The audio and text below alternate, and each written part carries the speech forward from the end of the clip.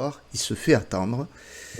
Alors, par quoi vous voulez qu'on commence? Est-ce qu'on fait le récap peut-être des dernières news avant de démarrer, ou est-ce qu'on se pose tout de suite la première question qu'on avait prévue au programme? Qu'est-ce que t'en penses, Oui, non, mais Romain? on peut peut-être juste faire un petit détail sur les toutes dernières infos là qui sont tombées Allez, on va faire ça. peut-être même 15 minutes avant le début du live. On va faire ça, donc C'est notamment le journaliste alors je crois que de l'équipe France Football. et de France Football, c'est Florent Torchu. C'est Torchu, ça, c'est ça? c'est Ouais. ça, c'est ça.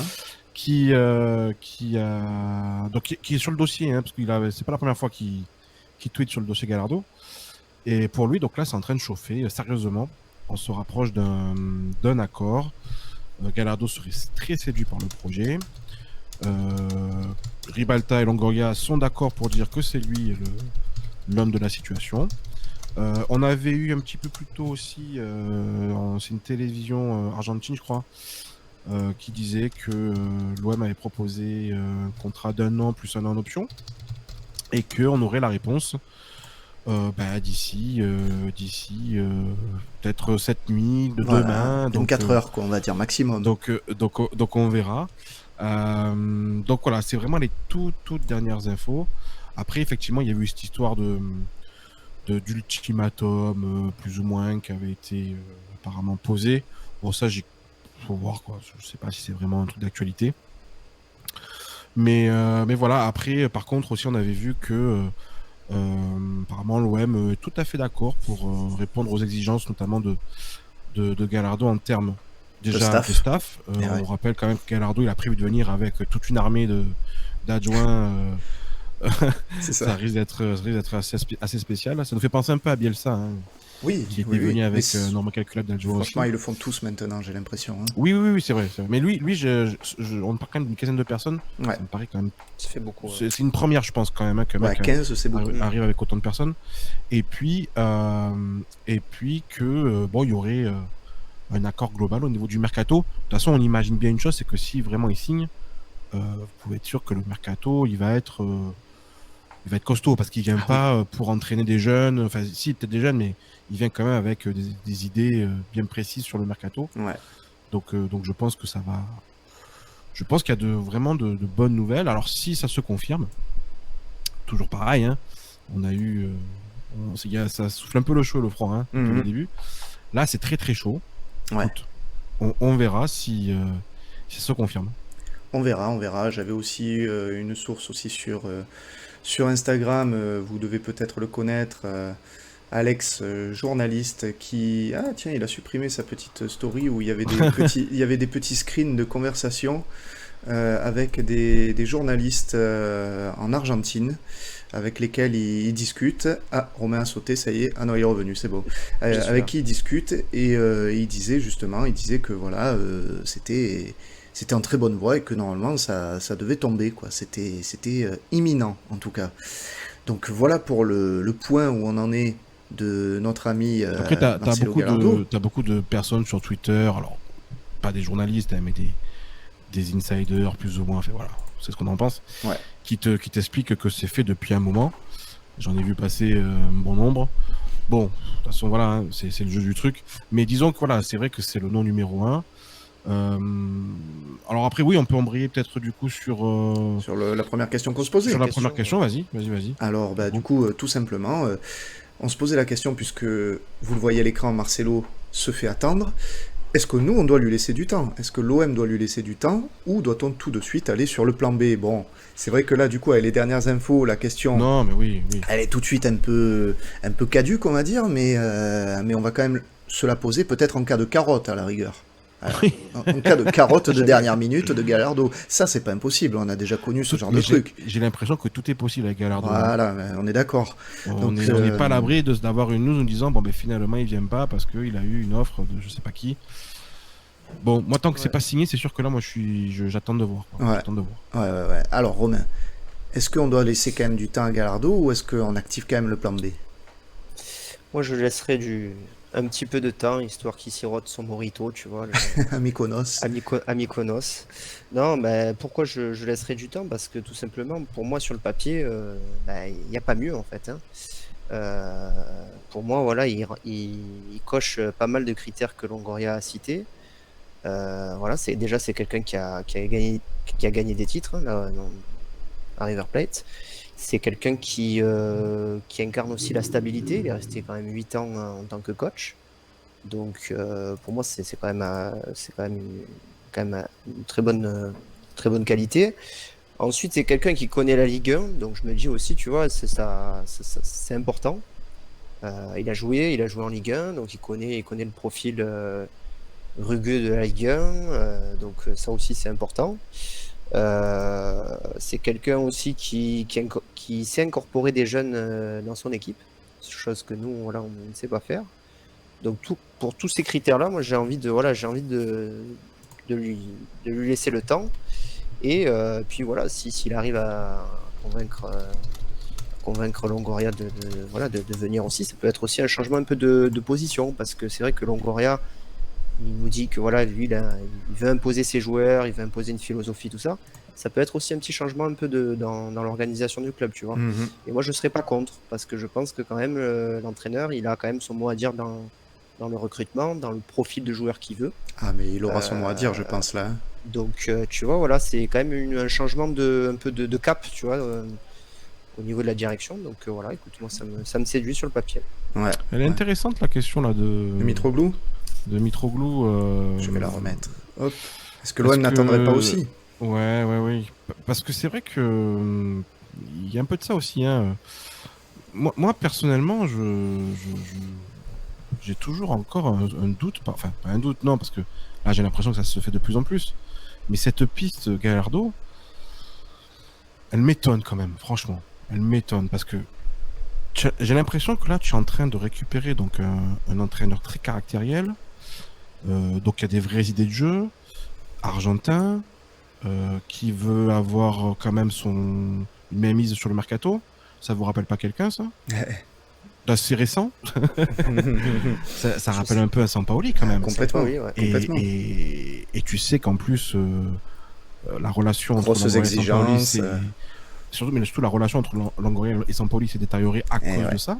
Mm. Donc est-ce que là on est en train de vivre un vrai tournant dans le projet Longoria, de dire, il est en train de peut-être se dire bon, c'est vrai que jusqu'à présent j'ai vraiment fait le mercato moi, à ma sauce, à ma manière, sans entre guillemets trop prendre en compte la vie de mes entraîneurs. Est-ce que là avec Gallardo j'ouvre un petit peu la porte pour prendre aussi un peu plus son avis? Bon, j'imagine quand même il prenait quand même un peu l'avis des entraîneurs, mais ça devait peut-être un peu à la marge, tu vois. Mm. Là, avec un Gallardo, j'ai vraiment l'impression que tu le fais venir parce que tu lui donnes clairement un rôle dans le prochain mercato. Donc ça, tu vois, je me pose la question. Mhm. Et si c'est le cas, c'est un vrai tournant quand même dans le projet, parce que là, on aurait vraiment une autre manière de voir les choses. Par contre, et c'est ce qu'on m'avait dit déjà il y a quelques temps, c'est que si vraiment Gallardo vient, ça va quand même, au bout d'un moment, il va avoir des petites frictions, alors déjà avec Longoria, mais surtout avec Ribalta. Parce que on aurait clairement, à un moment donné, peut-être un petit combat entre les deux, disant, Mm. parce que Ribalta, c'est quand même celui qui amène les idées mercato aussi, beaucoup à Longoria. Si t'as Gallardo qui arrive en même temps, voilà. Et ça, on me dit que ça peut très très vite tourner au vinaigre, cette histoire. Ouais. Donc, On verra. donc voilà, moi je suis très étonné. Honnêtement, je suis très très étonné de cette piste au final. Après, il est peut-être pas mieux aussi, hein, comme je vous ai dit tout à l'heure, il est peut-être pas mieux sur le marché en fait. Hein, donc, il est peut-être obligé aussi Mhm. de faire Bah, des concessions sur ce plan-là, tu vois. pas mieux sur le marché. C'est sûr que peut-être en profil de entraîneur libre, donc du coup tu payes pas d'indemnité à un club, Voilà, c'est ça. parce que C'est des ça aussi. entraîneurs qui sont dans des clubs, alors qu'on pourrait peut-être aller récupérer, mais il faudrait payer une indemnité. Et ouais. Bon, il y en a deux qui me viennent en tête, c'est Fonseca qui est une vraie piste aussi, voilà. Et t'as Ruben Amorim, un nom que j'ai sorti il y a un mois et qui, bah là, du coup, est sorti aujourd'hui Mm. dans la presse. Mais financièrement parlant, c'est très très compliqué d'aller les chercher. Donc c'est vrai que Gallardo, tu as la possibilité de le faire venir gratuit. Enfin, voilà, c'est libre. Voilà, c'est peut-être effectivement le profil le plus intéressant des entraîneurs libres. Ouais. Ouais, non, mais c'est clair. Après, on a surtout là parlé du profil de Gallardo et au final, pas trop du fameux plan B éventuellement qu'on aurait. Parce que, bon, voilà, pour revenir sur Gallardo, quand même, moi, avec déjà toutes les demandes qu'il a, je comprends que ça traîne un peu. Hein. On parle, comme tu as dit, d'une dizaine ou une quinzaine de préparateurs. Pourquoi pas un petit Lucho Gonzalez d'ailleurs, on l'a dit la dernière fois, franchement j'aimerais bien, ça serait beau. Voilà, de grosses demandes au mercato, j'imagine encore d'autres choses à côté, c'est normal. Il a des contacts aussi dans d'autres clubs en fait, c'est ça qu'il faut se dire aussi. Hein. Alors la piste Monaco... Elle est tombée à l'eau, hein, visiblement. Enfin, il n'y a jamais eu de contact, c'est ce qui a été dit sur Twitter aujourd'hui. Moi on m'a dit l'inverse, et aussi ça, c'est-à-dire qu'on m'a dit qu'il n'y avait plus de contact, on m'a dit qu'il y avait des contacts. Bon. Donc c'est toujours pareil dans l'histoire de mercato, t'as un peu des fois tout et son contraire. Par contre, il y aurait toujours une piste espagnole qui serait un bon club espagnol apparemment qui serait sur lui, et une piste au Moyen-Orient, mais ça l'intéresse pas. Lui, il veut venir en Europe. Ouais. Donc voilà, bon. Ouais, c'est normal que ça dure un peu. Ça dure un peu. Mais après, voilà, moi, comme je disais tout à l'heure, le souci, voilà, on le voit un peu venir, on fait quoi, comme je disais tout à l'heure, s'il nous carotte le Marcello, il faudrait pas se retrouver à poil le 20 juin. Et est-ce que Longoria, est-ce qu'il a anticipé ça? Bon, moi je pense que oui, hein. En réalité, l'OM, je pense qu'ils ont quand même, j'ose espérer qu'ils ont déjà activé leur plan B. Ok, Longoria il nous dit qu'il prendra le temps qu'il faudra, mais bon, en réalité, on est déjà le 15 juin. Hein. La reprise, c'est dans un peu plus de 2 semaines, autant dire demain. Il faut absolument passer à la vitesse supérieure sur le mercato. Pour le moment, avec le dossier du coach, on est bloqué. On risque potentiellement de se faire carotter. Pour toutes ces raisons, moi je pense que Longoria, il a quand même anticipé un éventuel refus de dernière minute de Gallardo et activé son plan B. Tu parlais d'Amorim, Thomas, franchement, tu l'avais cité, comme tu as dit, il y a un mois en live, pour ceux qui n'étaient pas encore sur la chaîne, à l'époque. Moi, clairement, j'en ai fait ma cible numéro 1, hein, si je devais en choisir un, malgré le montant de sa clause libératoire. Hein. C'est très cher, ouais, c'est très cher. Ouais, mais... Et en fait, Amorim en fait fait partie des pistes comme par exemple Vincenzo Italiano, l'entraîneur de la Fiorentina, qui était en fait des entraîneurs vraiment que Longoria voulait. Ça c'est voilà, ça j'en ai la certitude. Mais la problématique c'est que il n'y a pas de réciprocité dans le dossier, c'est-à-dire que Amorim il est très bien au Sporting, il n'a pas forcément envie de partir, et que Vincenzo Italiano, il avait Naples en mire, ça s'est pas fait, et puis finalement l'OM ça l'a jamais trop intéressé. Donc il y a ça aussi. Par contre, la piste Fonseca, qui est une autre piste aussi que j'avais donnée il y a un mois, celle-là, elle est beaucoup plus potentielle parce que à Lille, ça se passe pas non plus hyper bien. Donc voilà, il y a une possibilité à ce niveau-là. Le petit teasing du sujet qu'on va évoquer après. Ouais, voilà, est-ce que c'est pas tout à fait... On pourra même faire dire Gallardo, en fait. Gallardo Fonseca, est-ce que c'est mieux que Tudor? Ouais. En réalité. Mais disons que voilà. Il y a différentes pistes. Par contre, voilà, s'il y a une info que je peux vous donner ce soir, c'est que on me dit clairement que quoi qu'il arrive, lundi au plus tard, il y aura un entraîneur. Lundi au plus tard. Lundi au plus tard, il y aura un entraîneur. Donc lundi soir pour notre prochain live, on aura un entraîneur à décortiquer, quoi. Il y a deux sources qui me le disent. Donc lundi au plus tard, on aura un entraîneur. Donc voilà. C'est bien. Ça rejoint ce que tu dis dans le sens où il y a un plan B, plan C éventuellement qui s'actualise. On a John qui te demande, tu préfères Gallardo ou Fonseca?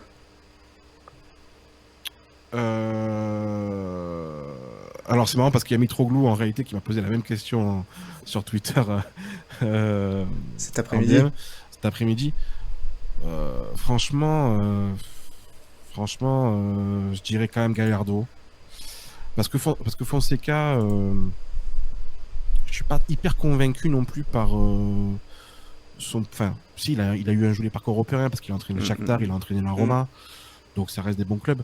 Mais disons que je préfère quand même Gallardo. Tactiquement parlant, ça a l'air quand même beaucoup plus intéressant. Moi, je regarde de plus en plus vraiment ce qui se fait. Hier, j'écoutais un space sur Twitter, d'ailleurs. En boucaneur qui est assez connu sur Twitter. Il m'a bloqué parce qu'une fois je lui ai répondu que j'étais pas d'accord avec lui. Mais pas plus que ça. C'est vrai. Pas plus que ça, j'ai pas compris. Censuré. Il était en mode je bloque tout le monde ce soir-là. Mais disons que voilà, moi j'ai écouté son space hier qui était un space très intéressant. Il avait invité des spécialistes de football sud-américain, des mecs comme même un mec de RMC dont j'ai oublié le nom, mais bref voilà. Et ça, franchement, de ce qu'on entendait, ça donnait vraiment envie. Et de ce que j'ai un peu étudié aussi par rapport à River, j'ai regardé quelques matchs là récemment, de le River de Gallardo. c'est super intéressant, quoi. Voilà, ça va, je pense que ça va beaucoup plaire. Ça va beaucoup plaire. Il y a des prises de risques, il y a une vraie identité dans le jeu. Il y a, voilà, ce que j'ai pas forcément trop vu avec Lille, en fait. Voilà, Lille de Fonseca, c'est une belle équipe qui est intéressante, mais c'est pas non plus la folie, quoi. Voilà. Ouais. C'est pas génial. Donc, oui, vas-y. Ouais, il a un côté aussi psychologique aussi. J'ai lu qu'il était, voilà, Très, qu'il était, très, très, oui. voilà, il analysait beaucoup ses joueurs, le comportement des joueurs. Voilà, il n'était pas forcément copain avec eux, hein, mais qui était assez proche, quoi. Ça peut changer aussi du congélateur d'ambiance de Tudor. Non, mais c'est vrai que Tudor avait une gestion très italienne, bon, qui choque un peu beaucoup de monde. Mais je rappellerai par exemple, il y a un grand coach italien qui s'appelle Fabio Capello qui nommait ses joueurs par leur numéro de maillot. Numéro 2, numéro 5, viens ici, tu vois. Bon. Donc, c'est Shiba, quoi. non, mais c'est une manière un peu de fonctionner à l'italienne. C'est sûr que Gallardo, il est beaucoup plus dans l'affect, beaucoup plus dans un côté psychologie, un petit peu comme un Bielsa. Moi, je me rappelle pas mal on voyait ça dans, tu sais, le reportage que faisait l'OM notamment, Ouais. avec la saison sous Bielsa. D'ailleurs, j'invite les gens, si vous n'avez pas trop vu ça, à aller regarder, parce qu'il y a des pépites dans cette année-là avec Bielsa, où tu vois Bielsa qui est vachement dans la psychologie, notamment avec un Gignac. Voilà. Et je pense que Gallardo, il est dans cette fibre-là, en fait. Donc, ça peut être très intéressant. C'est marrant parce que tu vois, du coup, c'est ce que j'allais dire quand, pour la question qu'on voulait se poser après, en cas de plan B éventuel, on voulait se prêter au jeu de définir le profil type de l'entraîneur qu'on aimerait, style de jeu, schéma tactique, psychologie, communication, et là tu en parles, enfin vous en parlez, et en fait c'était des cases que je m'étais coché, quoi. Je me disais, voilà, en fin de compte, Gallardo, c'est vrai qu'il coche pas mal de choses que l'on aimerait voir à l'Olympique de Marseille, un style de jeu offensif, chatoyant même, j'ai envie de dire, une capacité à s'adapter, voilà, comme j'ai vu passer dans le chat, un entraîneur caméléon, ne pas avoir qu'un seul schéma en tête, pour moi c'est primordial après une année de Tudor comme on a vécu avec un seul schéma, quoi qu'il arrive jusqu'à la fin. Voilà, moi dans le schéma tactique, après je suis pas figé, et du coup je demande à ce que l'entraîneur il le soit pas non plus.